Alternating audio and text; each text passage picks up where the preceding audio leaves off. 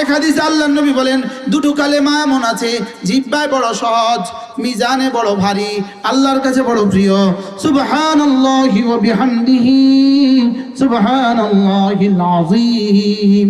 তোমার জীবনের সুন্দর সুন্দর আমলগুলো আমি গনে গনে যা দিব। আমি বললাম রব্বুল আলামিন, গনে গনে দিলে তো এক সময় শেষ হয়ে যাবে।